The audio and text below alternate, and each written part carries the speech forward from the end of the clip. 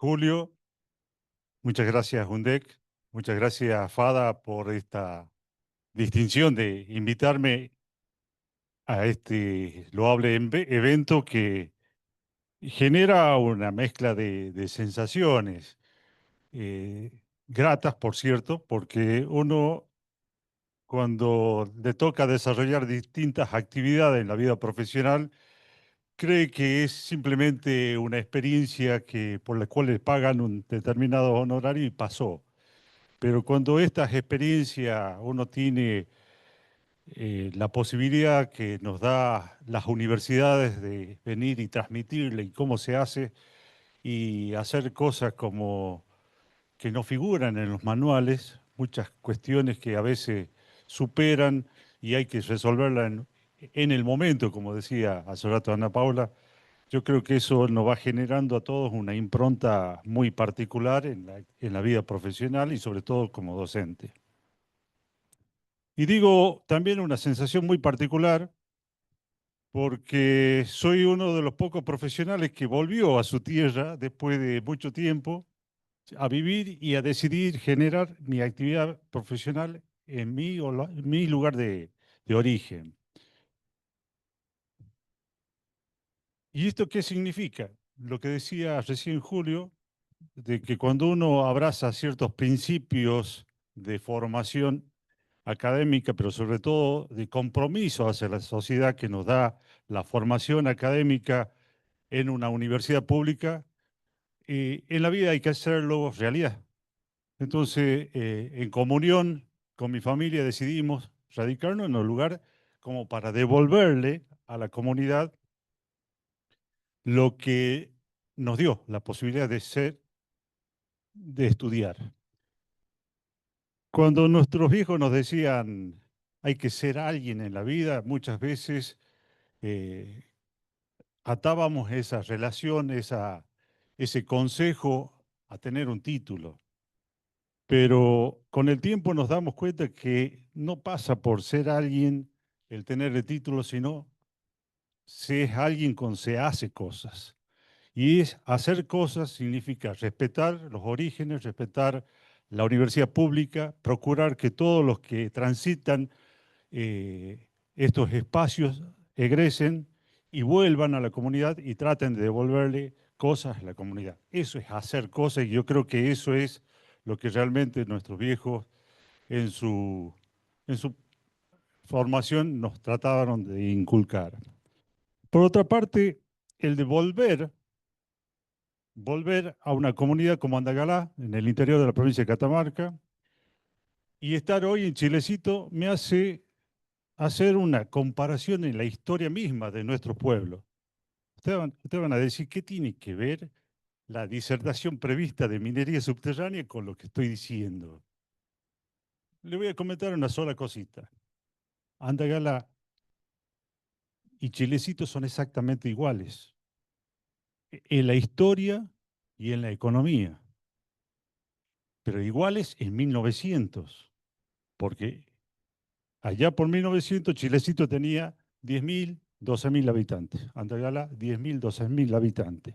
Los dos estaban al pie de un emprendimiento minero. En los dos se construyó un cable carril de más de 30 kilómetros, como decía Domingo.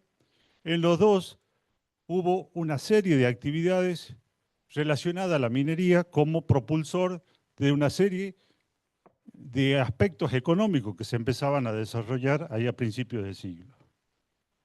¿Qué pasó en la historia? Chilecito hoy tiene casi 60.000 habitantes. Andalgalá no llegamos a 20.000 habitantes. Ese, todo esto nos hace también tener una revisión histórica de los impactos que significan emprendimientos productivos en nuestra región. Chilecito supo aprovechar en ese modelo extractivo para generar una serie de políticas complementarias de desarrollo. Y sin duda el número de la población lo demuestra. Andagala un poco, y esto lo digo muy a pesar de nuestra propia historia, hoy solamente tenemos 20.000 habitantes. Chilecito creció el 500%, hoy nosotros hemos crecido en 100 años solamente el 200%. sea, ¿qué impactó? Al principio de esta jornada teníamos algunas posturas, gente que se manifestaba por defender su postura, es pública, la mía, pero así como uno promueve el desarrollo de actividades productivas como la minería, también tenemos que tener en cuenta que muchas veces nos equivocamos cuando simplemente decimos no porque no. Entonces, el haber crecido 500% y haber crecido 200% también forma parte que en 100 años no podemos esperar otros 100 años para pensar si estamos equivocados o no. Es simplemente una reflexión que quería decir al comienzo. Ya para entrar en materia, un poco renegando con lo que le pasó a Marcelo, Domingo me dejó con una serie de definiciones eh, que no vienen mal repasarlo. Bueno, Domingo hacía una acotación. Eh, Nosotros hablamos de lo que es la agrimensura dentro de la minería. La minería, particularmente la que nos toca, a mí me toca hablar, no queda a la vuelta de la esquina ni cerca, ni a pocos, y a poca altura.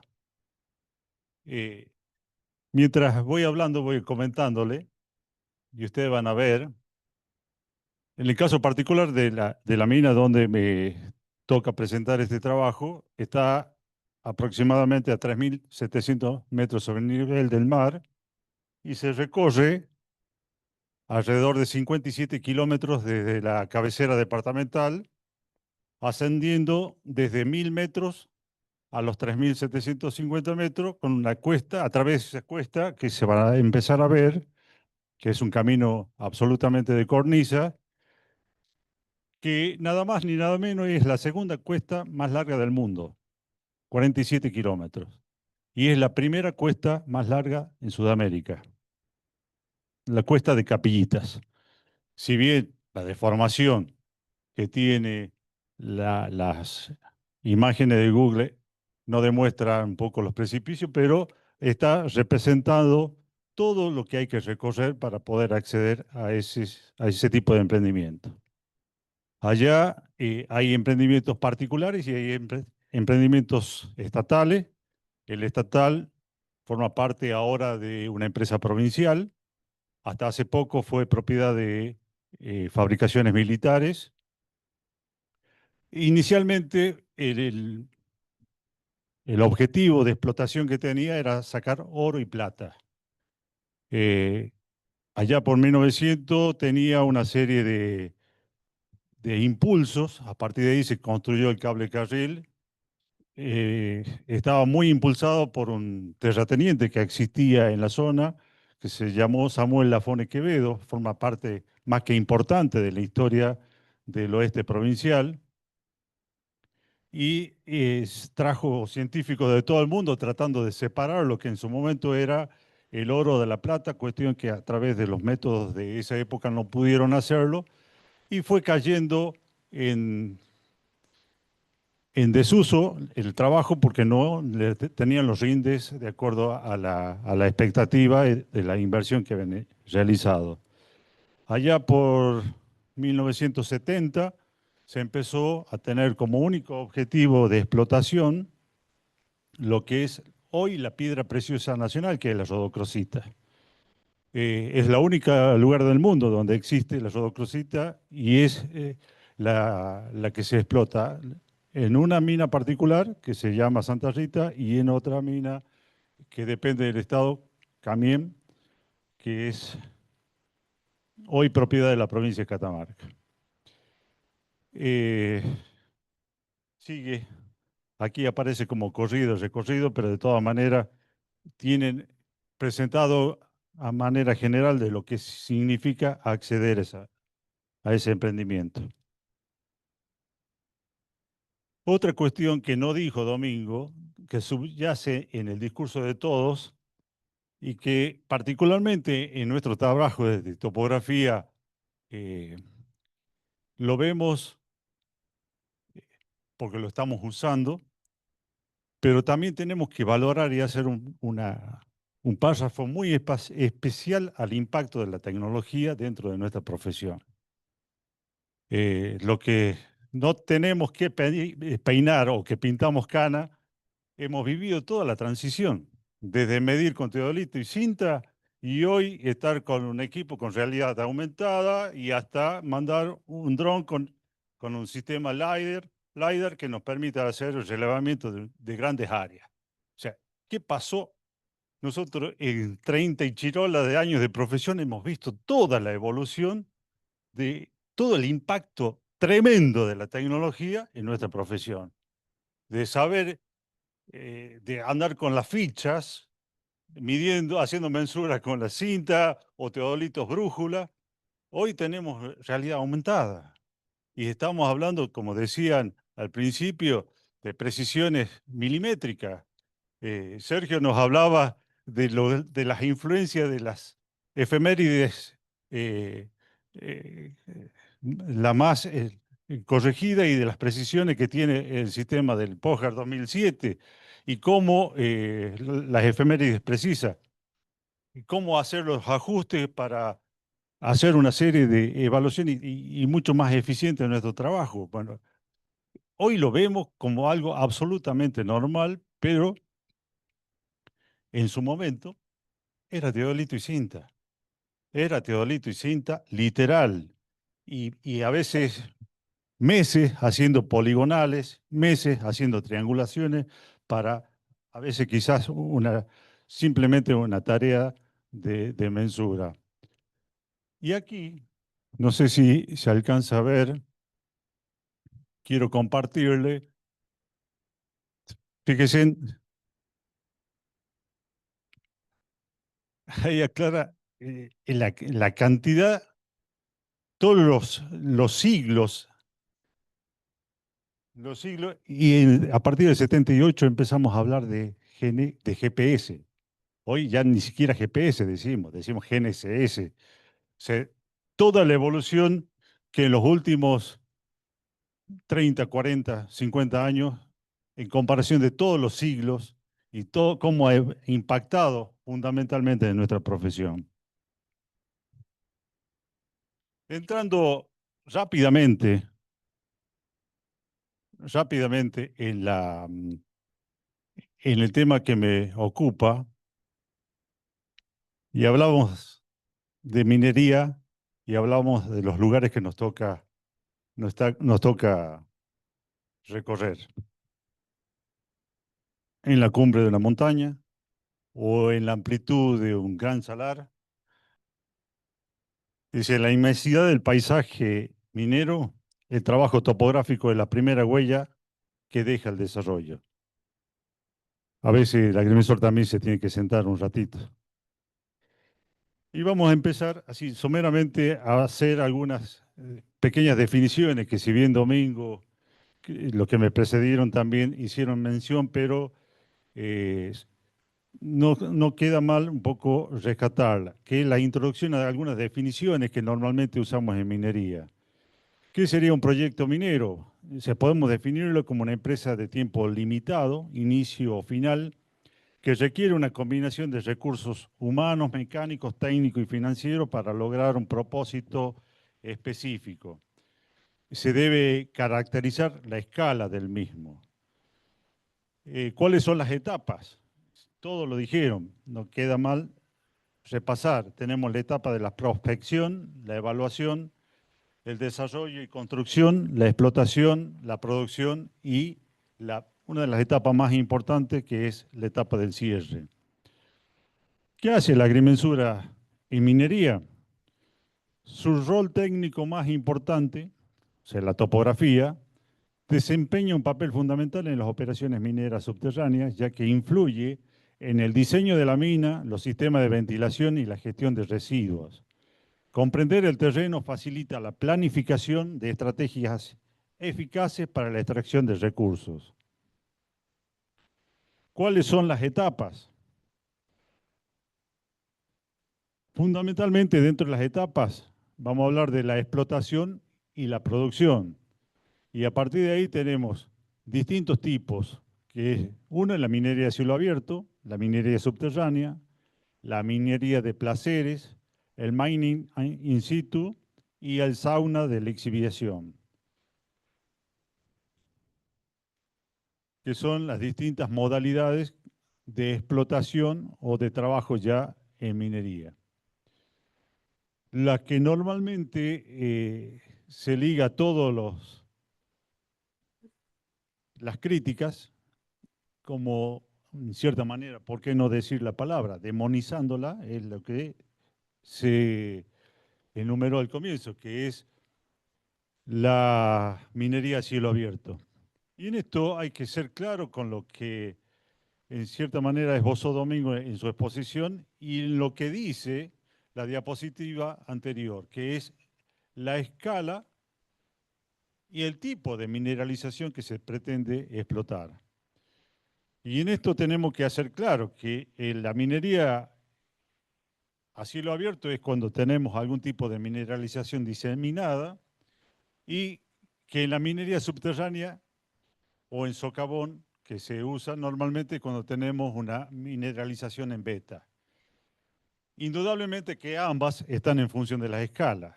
Lo que nos tocó experimentar en Catamarca, puntualmente con el tema de la lumbrera y que hacía referencia Domingo con el Open Pit, por ejemplo, una minería a cielo abierto.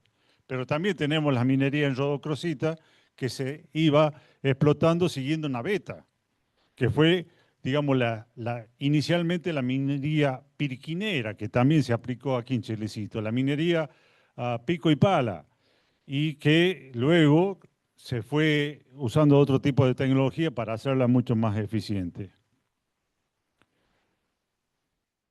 Después, otra de las cuestiones que tenemos que empezar a asimilar en nuestra vida profesional es alguna terminología que normalmente no nos es familiar, como por ejemplo decir qué es una galería. Bueno, las galerías son las labores más comunes. Eh, Comúnmente es una excavación horizontal o poco inclinada. Las galerías reciben distintos nombres según su función o su posición respecto a la roca a explotar y pueden ser principal y secundaria. El socavón mismo. Estos son fotos puntualmente de una mina de rodocrosita. La galería principal normalmente es llamada socavón. Cuando la galería está situada en la ladera del monte y por encima del nivel del valle, recibe el nombre de socavón.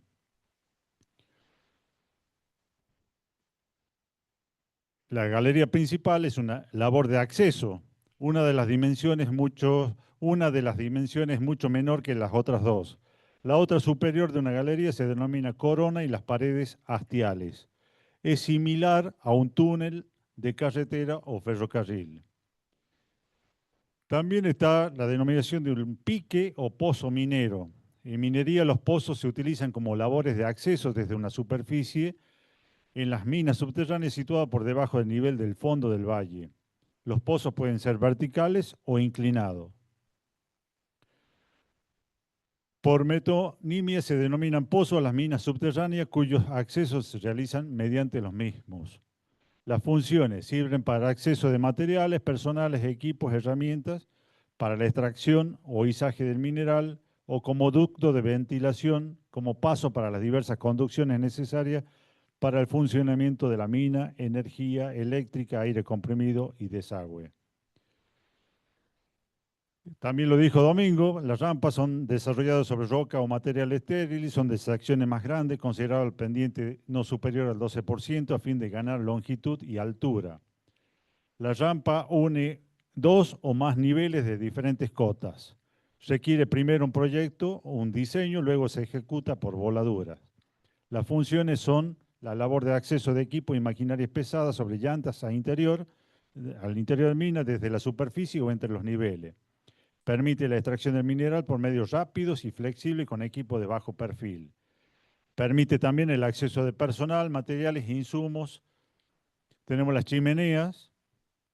Es una excavación vertical o inclinada construida desde un nivel inferior a uno superior con la finalidad de transportar el material o para permitir el paso del aire y ventilar los lugares de trabajo. Las chimeneas pueden ser de varios compartimentos y se construyen normalmente sobre el material estéril. Después, caseramente también hay algunas definiciones, como por ejemplo realce, que en medio de un socavón se hace como una excavación tratando de explorar o seguir la veta, que es una conexión vertical. El botadero, que es un estéril que se va descartando. Caserón, que son pequeñas excavaciones laterales que se van haciendo dentro de las galerías. La brosa, que es el material estéril de la caja de la veta, o sea, toda la ganga. Las estocadas, que son entradas o excavaciones menores dentro de la galería. Y después dentro de la herramienta lo que se usa mucho son los malacates o guinches o torno para elevar ya sea personal o material desde un nivel a otro. Y aquí hace referencia precisamente a, a los distintos tipos de mineralización. El mineral diseminado, cuando está disperso dentro de una matriz roca, y las vetas precisamente cuando va siguiendo en forma de filón o estrato que se encuentra dentro de una roca. Y puntualmente, ¿qué es lo que es la rodocrosita? Que es lo que nos toca muy de cerca, que es lo que se explota y es nuestra piedra nacional o roca nacional. Es un carbonato de manganeso, que no solamente tiene aplicaciones en, en joyas sino y en elementos decorativos, sino hasta fines de, de la confección o la elaboración de elementos forrajeros.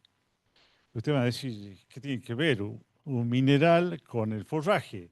Bueno, para confeccionar alimentos balanceados es fundamental el manganeso y el carbonato, que en forma de polvo, o sea, ya lo descartado, se le pone como un aditivo a los elementos nutritivos con fines forrajeros, y también ese descarte tiene una aplicación. ¿Qué es la rodocrosita? Le presento, por si no la conozca. Ahí tiene en bruto lo que es la beta, la rodocrosita.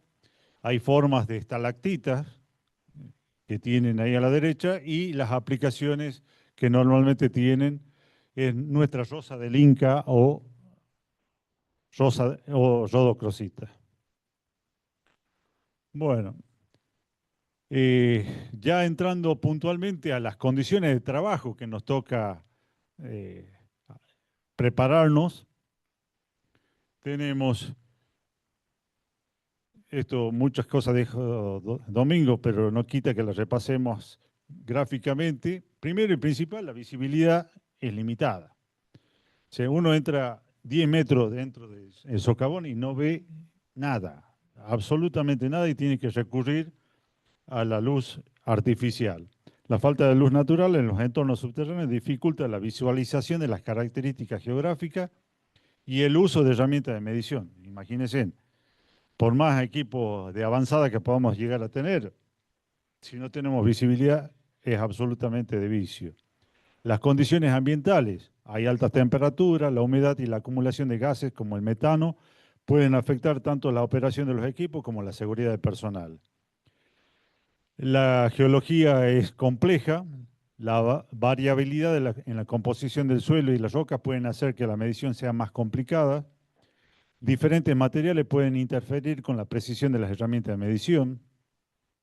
A mí me pasó puntualmente, uno lleva una brújula, a veces para ir orientando, planificando unas poligonales, y había una determinada roca y la brújula era eh, cualquier cosa, se movía, me señalaba para cualquier lado. O sea, mucha influencia de rocas volcánicas que tienen mucho material y eso que influye también en la orientación. Ustedes ven, aquí tenemos en la foto los accesos y los espacios limitados. Los espacios subterráneos a menudo son estrechos y restrictivos, lo que dificulta el movimiento de equipos pesados y la realización de mediciones precisas. Los que tenemos cierta talla, por ahí andamos, es indispensable el casco, como nunca, altamente valorable el casco, si no nos quedamos sin cesera. Es más, tenía más pelo yo en ese momento. Ahí se verá en esa foto, hay las condiciones de abnegamiento que hay, porque normalmente, y no sé cómo, es algo que nunca me explicaron los geólogos, cómo hace para ver en tan alto nivel sobre el nivel del mar agua y aflora permanentemente el agua. Después tenemos los riesgos de seguridad. Aquí en la foto ustedes van a ver que está semi fortificada con un sistema de mallas metálicas, pero la minería y las operaciones subterráneas conllevan riesgos de colapsos, derrumbes y exposiciones o productos químicos. La seguridad es una preocupación primordial. Las tecnologías y herramientas especializadas pueden ser necesarias para utilizar tecnologías y herramientas específicas para topografía subterránea que pueden ser costosas y requerir capacitación especializada. Eh, muy difícil usar una cinta métrica. Ya va, ahí voy a poner unas diapositivas como por ejemplo recurrir ya a, obviamente, estación total, obviamente a distanciómetro de mano, láser y eventualmente después ya con el avance del tiempo ya hasta recurrimos a escáneres, al uso de escáner para relevamiento con mayor detalle. Ahí tienen fotos de distintas formas que se van trabajando. Vuelvo a la pregunta, ¿qué hace la agrimensura en minería? Bueno, aquí donde ya tenemos que empezar, como decía Ana Paula hace rato, a definir ciertas estrategias para enfrentar estos desafíos. Indudablemente que la capacitación continua es fundamental. Asegurarse que todo el personal esté absolutamente compenetrado de un principio básico que tiene todo este tipo de operaciones. Esta es una tarea en equipo. Imagínense yo haciendo una poligonal, bajando niveles, subiendo niveles. Si mi ayudante no me centró bien la señal o eventualmente no me aplomó bien, no me puso la plomada donde correspondía, todo el trabajo no tiene sentido. O sea, todo el trabajo cae en, en errores que me afectan todo el relevamiento. Entonces, más que nunca, este es un trabajo en equipo para otros equipos. O sea, eso tenemos que hacernos carne, que todo lo que estamos haciendo es para que otros sigan delineando parte del proceso que tienen que desarrollar, ya sea el geólogo, ya sea el ingeniero de mina, ya sea el hidrólogo que va a procurar los trabajos de desagüe, ya sea el técnico que va a trabajar en el sistema de ventilación o de iluminación. Esto es absolutamente todo un trabajo en equipo. Por eso la capacitación continua, hacer las tareas de inicialmente todos los días de repasar cada una de las operaciones que se van a desarrollar durante esa jornada y al final desarrollarla, repasarla a ver si se han cumplido todas las etapas, es una tarea que forma parte de la capacitación y de la autoevaluación y de la evaluación del equipo cotidianamente. Eh, Como le decía, se trata cada vez más de usar la tecnología de avanzada. Los protocolos de seguridad es algo fundamental porque tenemos todos los que ingresamos en este tipo de actividad una misión. La más importante de todas, que no es pasar por ventanilla. La misión más importante es volver a casa. O sea, entonces todos tenemos que salir compenetrados de que salimos, trabajamos lo más eficientemente posible y tenemos que volver a casa. Y volver a casa significa que hemos respetado absolutamente todos los protocolos de seguridad que están hechos para cumplirse y los tenemos que tener asimilados y, si es posible, tatuado aquí en la manga de la camisa. Es algo que no pasa simplemente para quedar bien con el supervisor porque nos vea con el casco o usar el guante o el calzado adecuado o los EPP que nos exige el proyecto. No, pasa porque tenemos que volver sanos y salvos a casa. Y eso es algo que los equipos y los agrimensores que nos toca por ahí liderar algo del proyecto, tenemos que también hacer lo que todo el mundo se compenetre de esa función, la seguridad. Y fundamentalmente lo que tenemos que hacer es planificar. En esto no se improvisa absolutamente nada. Todo lo que se hace, desde que se sale de casa hasta que se vuelve, se planifica. Todo, si es posible, por minutos y por segundos. El rol de cada uno tiene que estar perfectamente delineado. Es una tarea que nos obliga a hacer mucho más eficiente los resultados. Bueno, eh, ¿qué hace cuáles son los fines? Que la topografía, todos lo han dicho, no quita repasarlo. La cartografía geológica, la evaluación de la superficie terrestre, el análisis del subsuelo y, ¿por qué no representar los tipos de relieve y los terrenos para todo lo que es la ingeniería inversa, que cada vez más se va arraigando en nuestra profesión, hacer ingeniería inversa? O sea, hacer todos los relevamientos con todos los detalles del mundo para que en gabinete podamos planificar y volver y ejecutar lo que realmente se debe proyectar para el desarrollo de un determinado emprendimiento. Esa tarea, con el avance de la tecnología que nos ayuda muchísimo con la aplicación de técnicas BIM, con la aplicación de posicionamientos satelitales, con la realidad aumentada, con los relevamientos con LiDAR, una serie de cosas cada vez nos permiten hacer esto, ejecutar ingeniería inversa, que también es el otro paso posterior que los agrimensores tenemos que empezar a desarrollar y ayudar a los otros equipos que la complementen.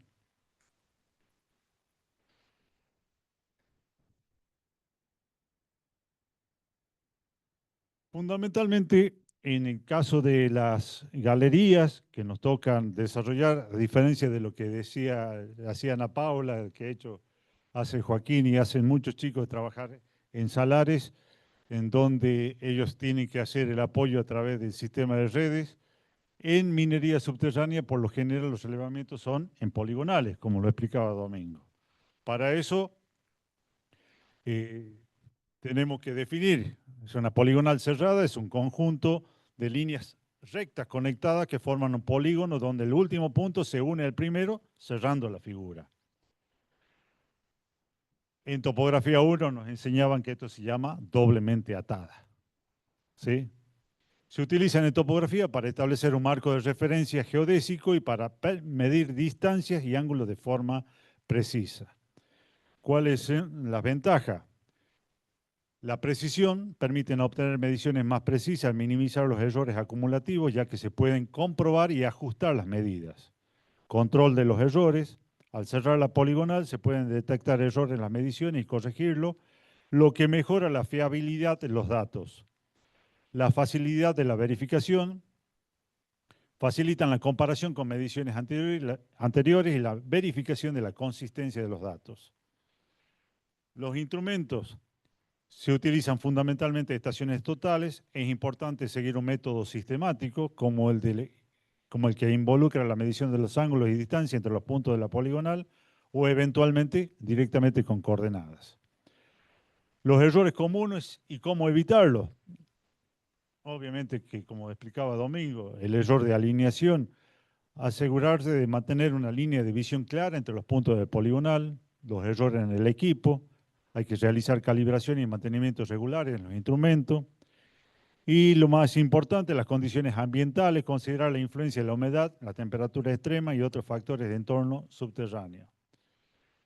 Como conclusión, las poligonales cerradas son una herramienta clave en la topografía subterránea que ofrecen precisión y control en las mediciones. Son esenciales para la planificación y ejecución de proyectos subterráneos, contribuyendo a la seguridad y eficiencia de las operaciones. Esto lo comentó Domingo, cómo señalizaba con la estaca en el techo para evitar que, para mantener los puntos. Ahí tenemos un operador tratando de centrar. Ya comentó Domingo cómo se hace esto. Y ahí tenemos en la práctica puntualmente cómo se va sucediendo el vínculo entre estaciones.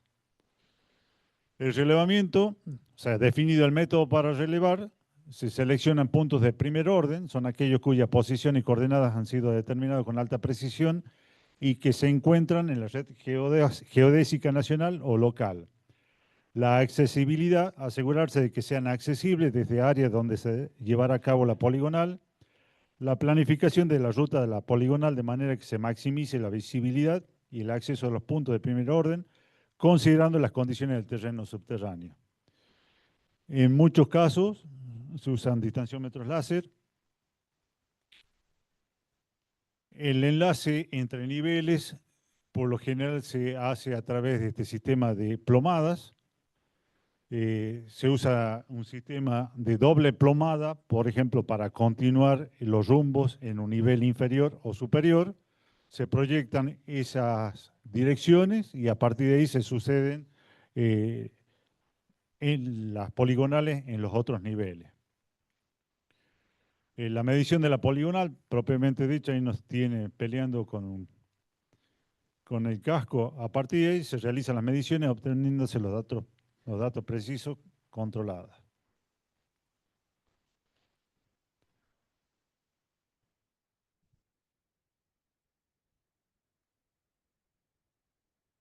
Son de distintas formas. Ahí en una foto está mostrando cómo es la veta en sí, que es lo que va siguiendo, el socavón va siguiendo esa veta.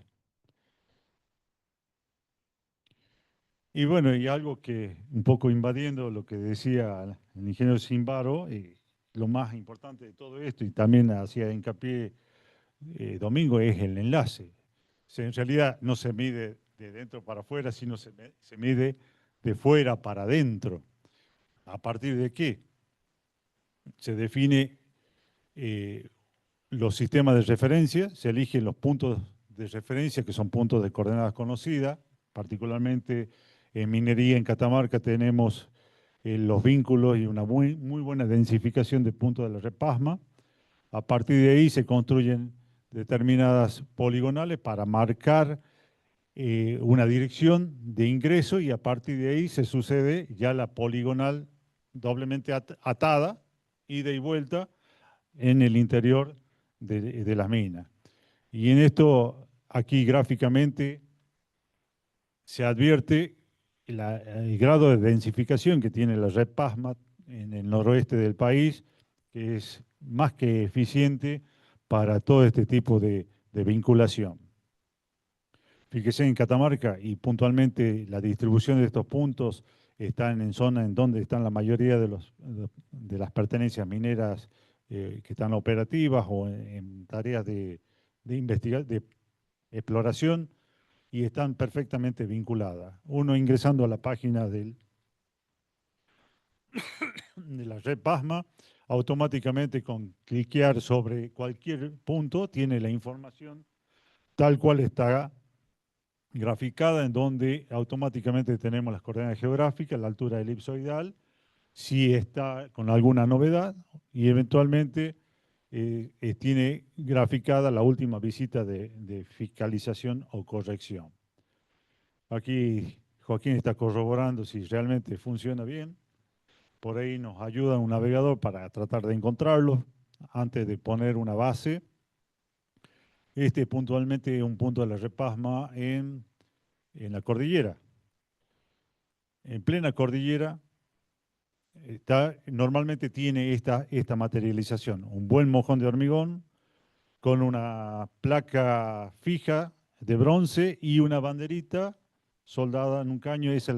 Normalmente la identificamos de esa manera a los puntos de la red PASMA.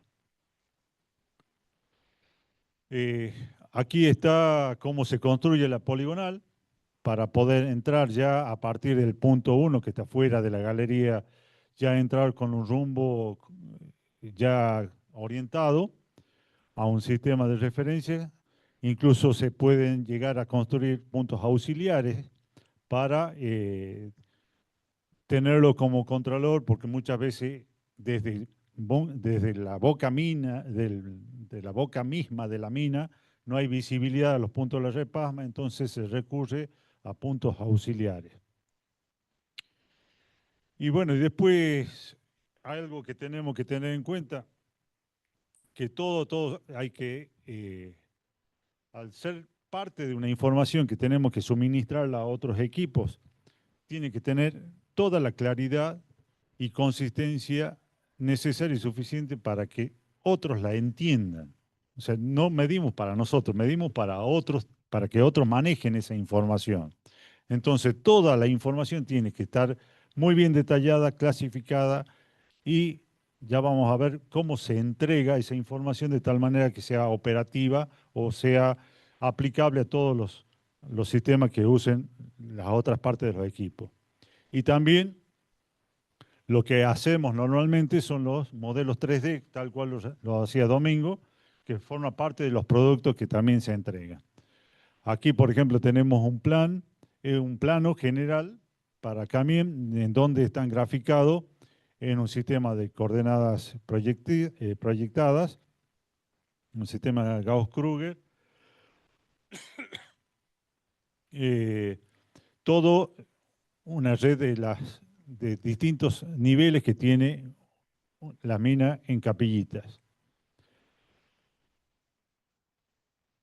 Y aquí están los modelos 3D y los modelos 3D que se van confeccionando, en donde se va graficando todos los resultados del relevamiento, un perfil general del socavón, cómo se comporta, y lo que hacía referencia, algo que se nos tiene que, no por reiterativo es menos importante, el dominio absoluto de determinados software de aplicación comunes a todos los otros equipos. Manejar Excel, de hecho, que es algo indispensable. Manejar el TBC o un procesador TBC Stream Library Center, que es un procesador que nos permite hacer el postproceso. El AutoCAD, puntualmente el Civil CAD 3D, que es algo indispensable para manejar todas las poligonales en las 3 dimensiones. Y después ya tener algún mínimo conocimiento, porque esto se trata de la interrelación y ver cómo vamos a ir entregando la información con ya sea los geólogos, los ingenieros de mina, los software de aplicación para planificación de mina, el Mine Planning, el Deswit, que son plataformas para la gestión, el Datamine, por designar o por nombrar algún tipo de software que normalmente tenemos que saberle entregar en determinado formato y determinada forma de loguear también los archivos.